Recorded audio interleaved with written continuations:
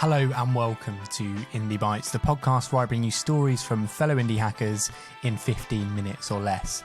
In this episode, we have Charlie Ward of Weekend Club. Charlie is the founder of Weekend Club, an online community of indie hackers all working with each other to reach their side project goals and stay accountable. Weekend Club was born out of the London indie hacker meetup Charlie also founded, called Indie Beers. Since then, Charlie's become a prominent figure in the London indie hacker scene, also running the Indie London community.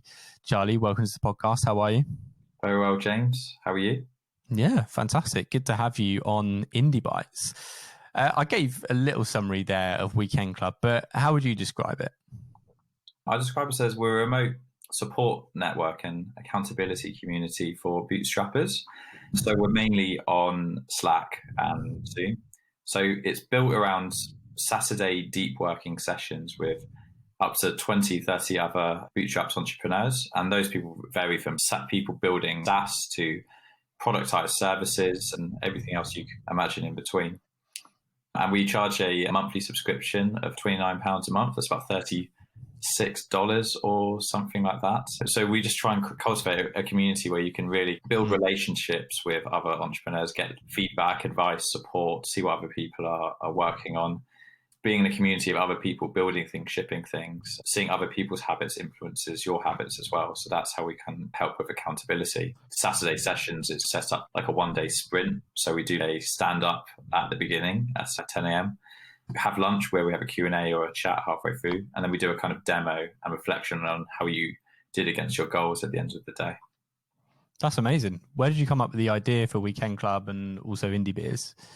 So Indie Beers, this was pre-COVID mainly, but it was a monthly meetup for indie hackers at a pub in London, basically. I saw that regular meetups at the pub worked in other kinds of communities. I used to work in ad agencies, and there was a community called Groupthink that did something called Planet Pints. And I thought that worked really well for bootstrappers and indie hackers.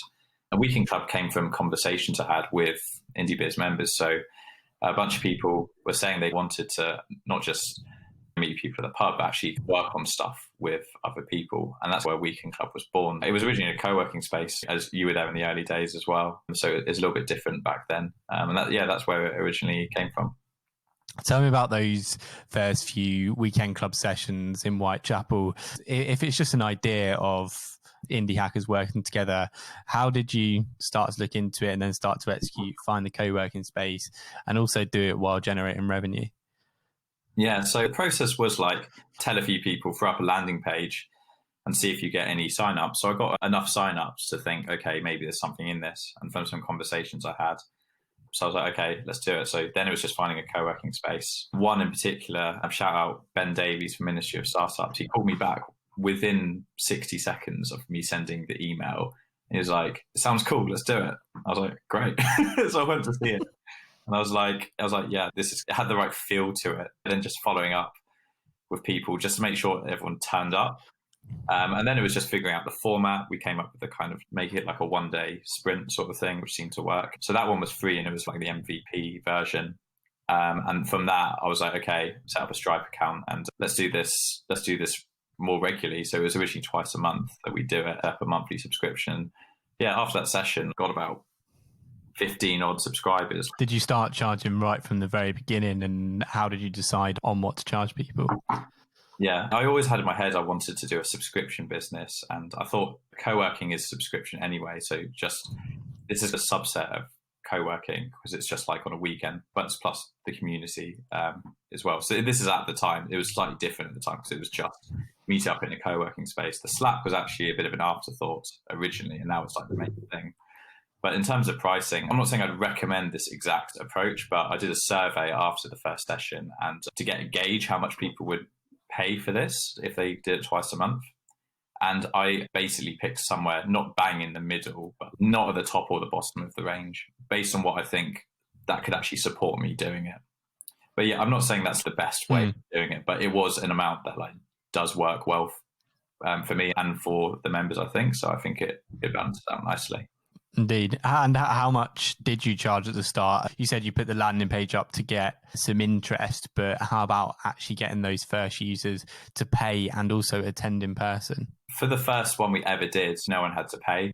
First of all, I didn't know if anyone was going to show up, and luckily they did. It was full. And then I didn't know if people would enjoy it enough to pay. And so, yeah, after that first session, I used Checkout Page. It's like a no-code tool where you can accept payments. And then I just sent an email out to everyone that came. And luckily, I think probably 15 out of 20 people actually became paying customers after that. And now, how long are we? About a year in to Weekend Club? Yeah, I think at the start of October it will have been 1 year, which feels crazy that it's gone by quite fast. And what's your revenue at now? So it might be flicking between pounds and dollars, but we're on about $800 monthly recurring revenue now, which is roughly £600 as of the day we're recording this, which is, it's not like a giant amount, but considering I still work full time, I'm pleased with where it is, especially as our churn's very low. So we haven't had anyone churn for about three or 4 months now. So yeah, very happy about that. That's amazing. Before we go on to talking a little bit about community building, obviously with coronavirus, you had an in-person product or service that you had to completely rethink. Talk me through quickly how you approached that and what you changed. The first thing was like, am I actually going to continue this or not? Because I realized around in March time, I was like, there's going to be a lockdown soon. And even if there isn't, I'm not sure, it doesn't seem safe. So the first thing was having to rethink the format remotely rather than in person. So doing the whole thing over Slack and Zoom. And it took a bit of iteration to rethink it. I realized that if I'm just going to be at home anyway, I can probably do it weekly. So we made it a weekly thing. And to help that, obviously, got you involved. Shout out James, hosting the sessions when I'm not there extremely well, to help people meet other people a little bit more. Because when you're in person, it's easy to meet people. Like at lunch, you just start chatting to someone or get a coffee. But when you're all at home, remote, you need to put more effort into helping those interactions happen. Those are some of the main things we did. And adding other services to it as well, like adding software discounts. We've got over 100 software discounts, like Stripe, Typeform, Airtable, that kind of thing. What does it take to build a community and keep it active? Is it just as simple as setting up a Slack and setting up your checkout page and away you go? You've got a community. Yeah, it's a good question. First and foremost, you need to make sure you understand your audience really well. If you don't, you're just really going to struggle. That's true in building any kind of product or business or a community.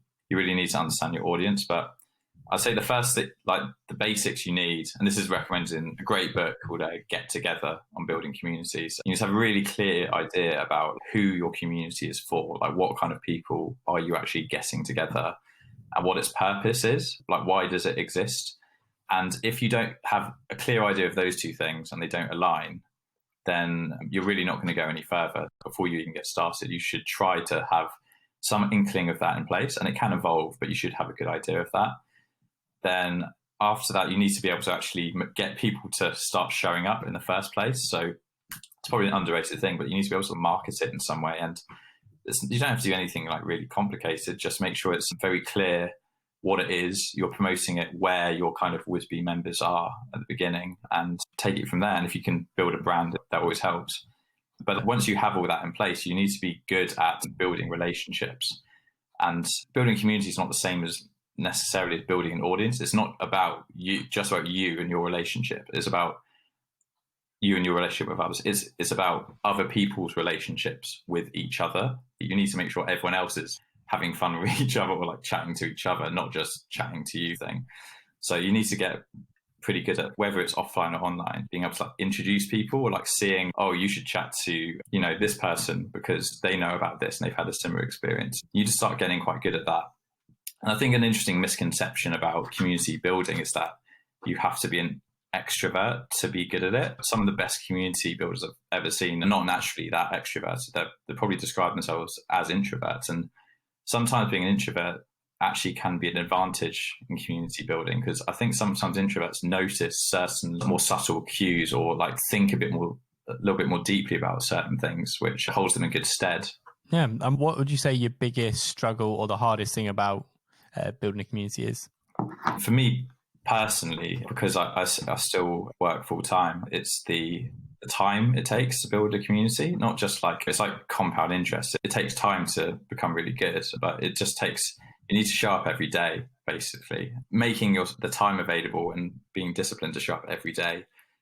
I love doing it. So that obviously helps a lot. It's difficult to do over a long period of time. I think that's been a little bit of a challenge for me because I've got this like vague rule where you should never let a comment or a post go unanswered, whether that's by you or by tagging someone else or whatever it is. Like if people post, say 3 times and no one answers, they're probably not going to go back again. So you need to be quite on top of that. And it just takes quite a lot of like diligence to stay on top of that, I think. Yeah, I think that's very clear. Great bit of advice to close on there. Never leave any question unanswered. Charlie, it's been fantastic chatting to you. I'm going to end on a few quick fire questions if you don't mind. Sure, let's do it. First of all, what is your favourite book? A great book is one called Dark Matter. It's like a sci-fi thriller, a bit of like quantum physics in there as well. Not pretending I greatly understand all of it, but it's super interesting. But maybe a more actionable book, because the Indie Bites podcast is Influenced by Robert Cialdini. It's a very interesting book on persuasion. It's actually more useful than most business books, and it's not even really about business. So I would recommend reading that to understand the human mind a little bit more. 2 for the price of 1 there with recommendations. How about your favourite podcast? I really like the Farnham Street podcast. It's about thinking and decision making, but they talk to quite a wide range of interesting people. In particular, I really like the one with Rory Sutherland. What I like is that he talks a lot about the kind of how sometimes the most impactful things, whether it's in business or anything else, is not logical. He talks about like really strong creativity is not something you can figure out with an algorithm. And I think that's thinking that's sometimes a bit missing in today's landscape. Everything's like very quantitative, which has a place, obviously, but I think you need to think about both sides sometimes. What indie hacker do you admire? Who should people follow? Yeah, it's a difficult one. There's so many to mention. I would shout out Wilhelm Klopp, Weekend Club member, what he's doing with Simple Poll, Simple Decisions, and some other stuff he's got coming. He's like the Slack apps guy. I think of him like that. But yeah, he's great. Shares a lot of knowledge in there. And then finally, Charlie, what are you most excited about for the future? Yeah, a few things. So for Indie London, we've started doing Indie London remote events with speakers. We've got a good one with Saba Keenjed of Veed coming up. So that should be good. We've got also a bunch of stuff in the pipeline for Weekend Club. So we've got some interesting ideas around gamifying certain parts of the experience. Post-COVID, I'd like to also start doing kind of in real life sessions again. Some people like really happy with remote, to be fair. Some people also really enjoyed the in real life. So I think it'd be interesting to bring that back when we can. It wouldn't replace remote, but as an option as well. Amazing. All right, Charlie, thank you so much for joining the Indie Bites podcast.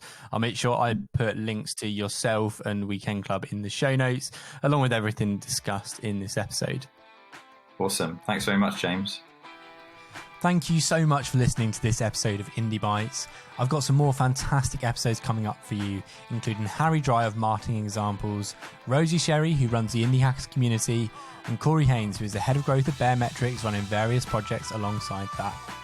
If you enjoyed this episode, I'd love for you to leave a review on iTunes or subscribe to the podcast at indiebites.co so you don't miss an episode. If you've got any feedback on how I can improve the format, I'm all ears. Tweet me at jmckinvan and I'll be sure to make improvements. That's all from me. Enjoy the rest of your day.